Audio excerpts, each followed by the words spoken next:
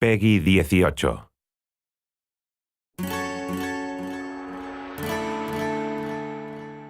think the biggest reason for choosing Hong Kong had to do with Hong Kong cinema.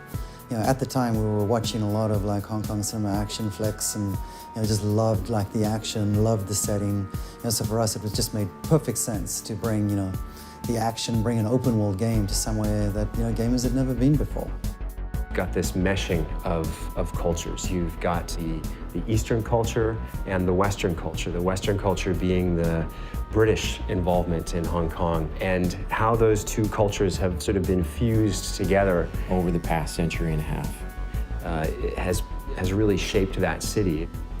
You have the crazy extremes and the crazy characters just there for your enjoyment. Watching movies, we all love watching action movies, but that wasn't enough. And reading books, and there are lots of them about the cops' relationship with the triads, that wasn't enough.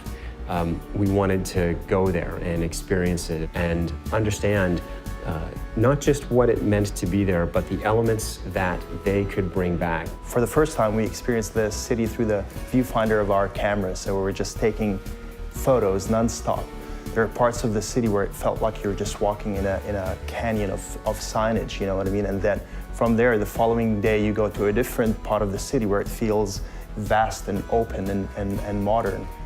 And you're seeing a building that's over 100 stories tall, and next to it, there's a tiny little temple.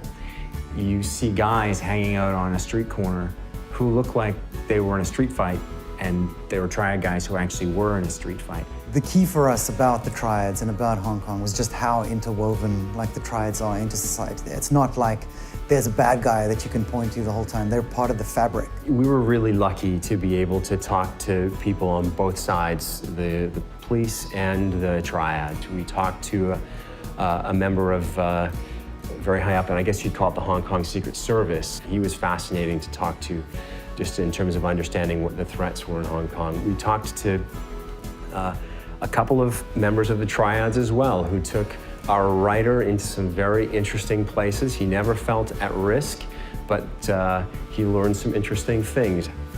We heard a story when we were there with one of our contacts driving around the city. He told us about a particular entertainment figure who, during his program, had said some rather nasty things about one of the local triad leaders, and that this guy was chopped.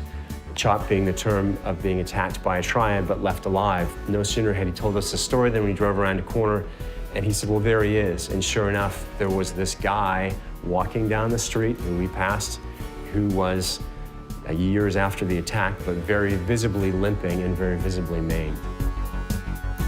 Hong Kong has such a kind of chaotic and multi-layered architectural approach to it, which allowed us to do many new things with the way the player traverses the environment.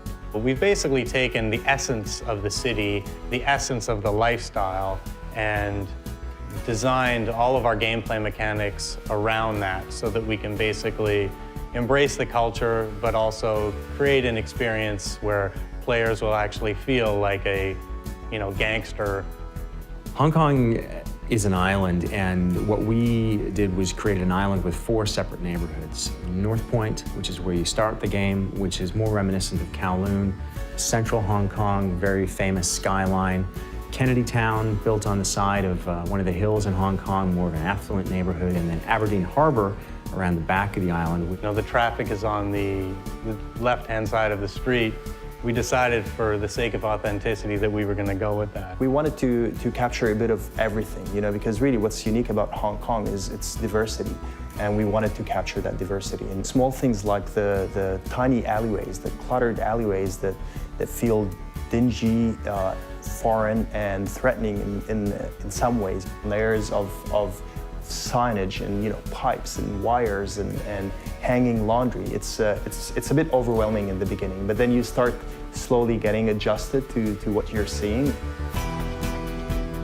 If you want to spend time just roaming around the island, enjoying the races and the mini games and the events and favors and shopping and all that kind of stuff, then that's entirely there for you to do.